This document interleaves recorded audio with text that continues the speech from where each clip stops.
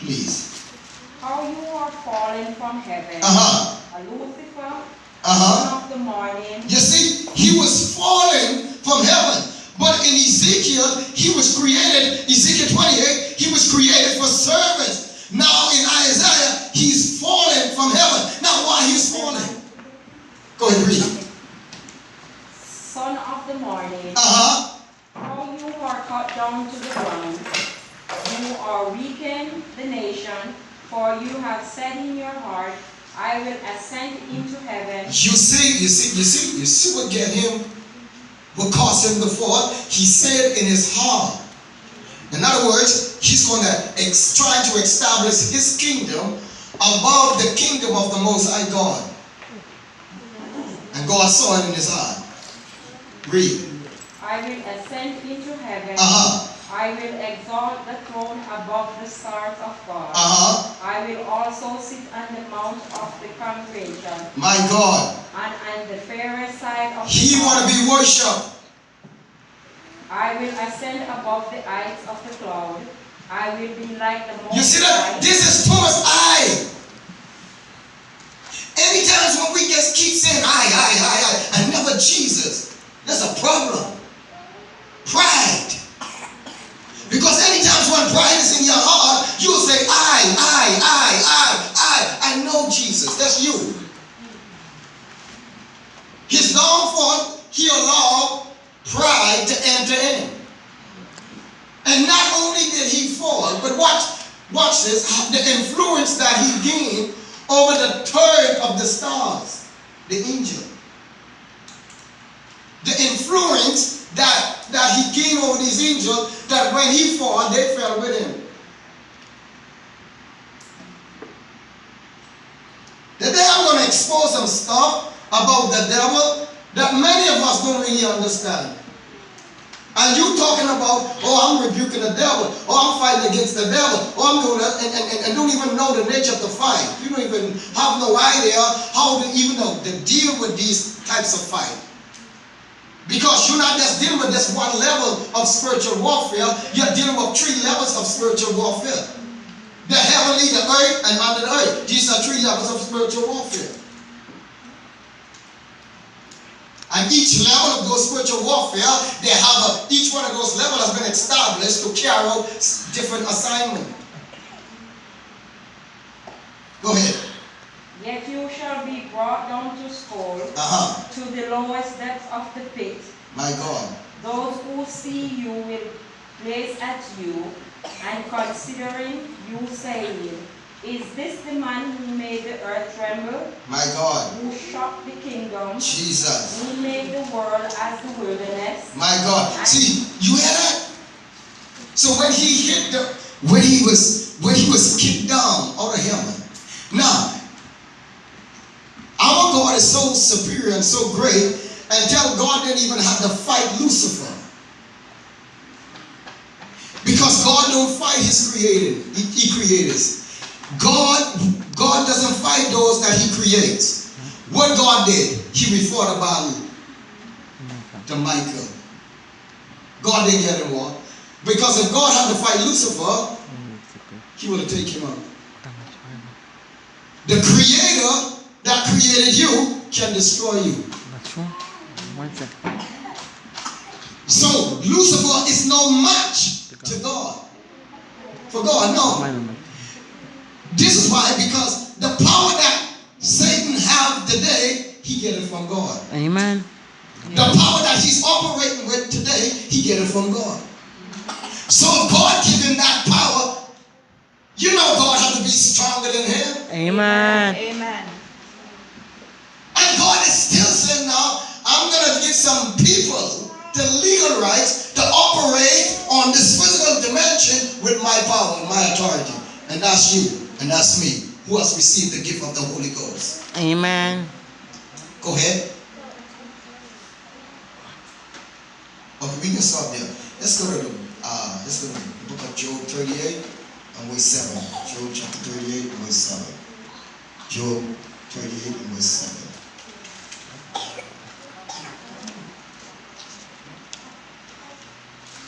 The enemy cannot stop the plan and purpose of God.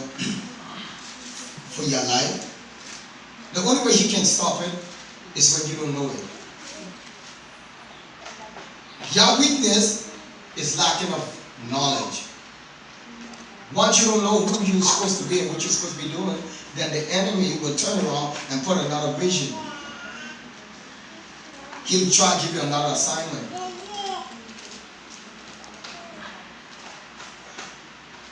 In Job 38 verse 7, if you have it, say amen. Amen. Go ahead. When the morning star songs together, and all the Son of God shouted for joy.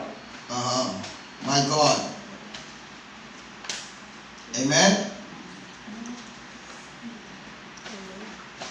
Amen. We're in Job 38 verse 7. Amen. Job 38 7.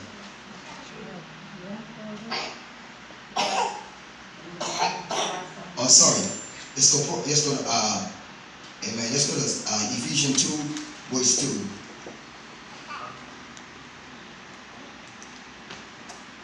Ephesians 2 verse 2.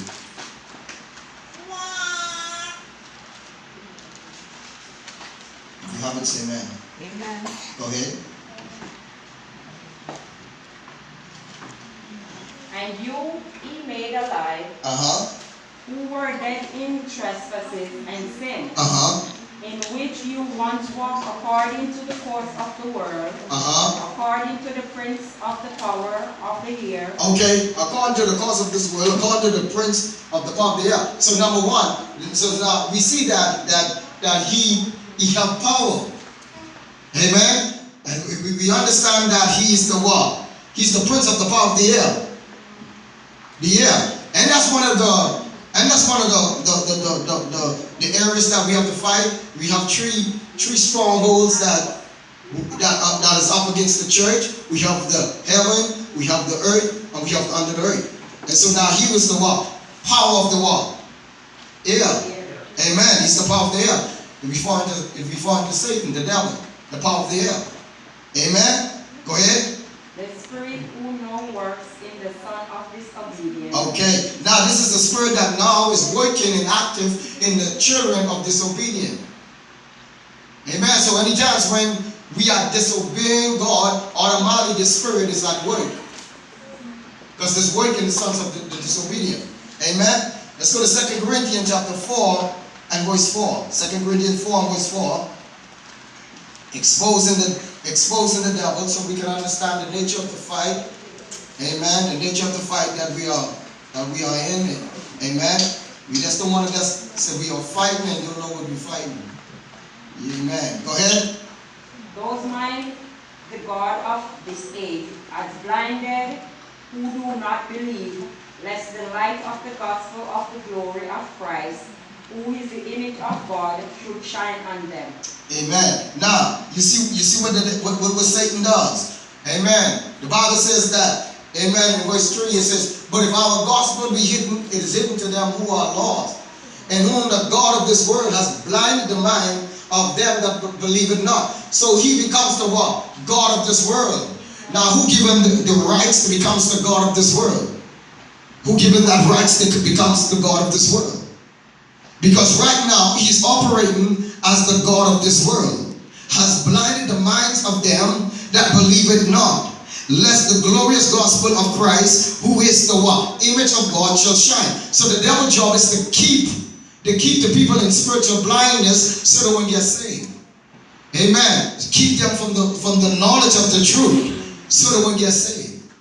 Amen. Amen. And this is how he's working.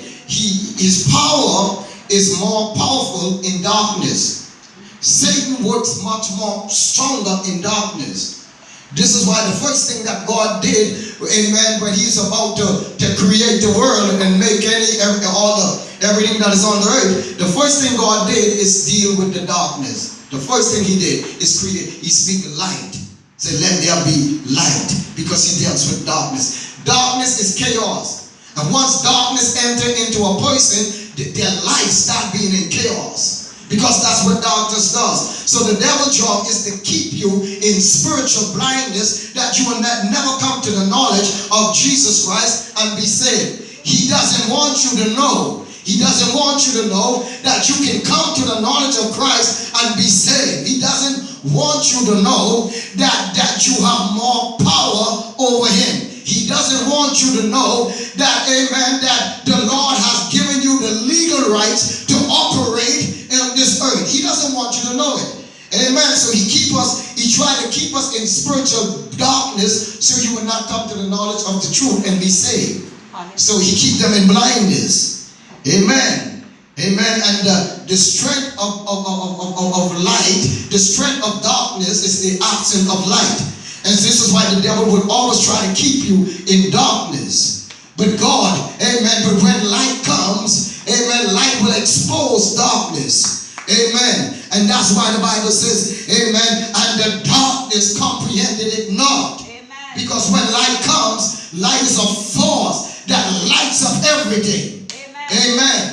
Amen. That's why David says in Psalms 119, he says, the entrance of thy word giveth light, and it giveth understanding unto the simple. Yes. But the word of God got to come in. Yes. In order for it to light up the body, it got to come in. And this is the devil's job, is to keep the word of God from coming in you. Amen. Because until the word of God comes in you, there'll be no change outside. My God. Amen. So to keep you in that same predicament is to keep you in spiritual darkness. Amen. You'll be surprised to know that how many people go to church every Sunday and still walking in darkness. Hallelujah. If you don't know and understand the nature of your fight, it means you're walking in spiritual darkness. And this is why the devil has been successful over you. This is why certain things ain't coming together, because you're walking in spiritual darkness. My God. And coming to church don't change your condition. Jesus. Singing in the choir don't change your condition. My God.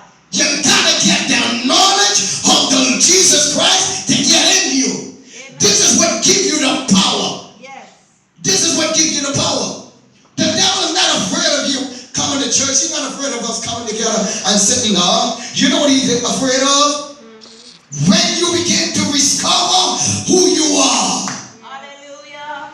Until you begin to discover that, you know what, I'm not just somebody to take lightly. My God. God invested himself in me. Yes. So I'm somebody. Amen. I'm somebody. Amen. I'm not a Johnny come lately. My God. Come on, somebody. Amen. I'm somebody. Glory be to God. Amen. So he doesn't want you to know who you are. Yeah. Because if you, as long as you don't know who you are, you'll be successful and continue to have the generation cycle to continue to repeat in your generation, from your generation to your children's generation, from your children down to their children.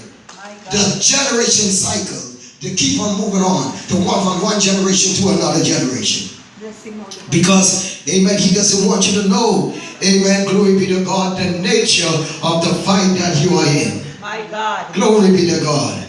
Amen, that's why did we see churches right now fighting churches? Mighty Lord. Why did church fighting churches, preachers fighting preachers, members fighting members?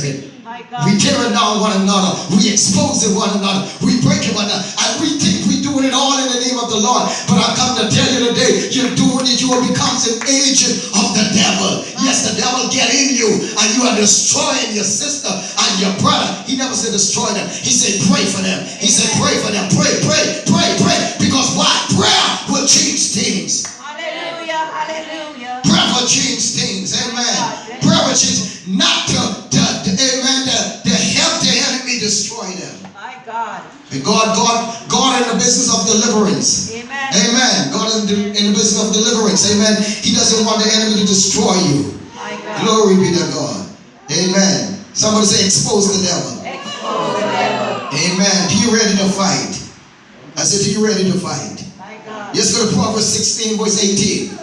I said, are you ready to fight? Are you ready to fight? My God. Where are the fighters? Where are the fighters? Where are the fighters? Where are the fighters? My God. Strong prayer warriors. Hallelujah. Have a disciplined life, a fasting life, ever before the presence of God. My God. You become a dangerous person when you are somebody that loves prayer. You become so dangerous.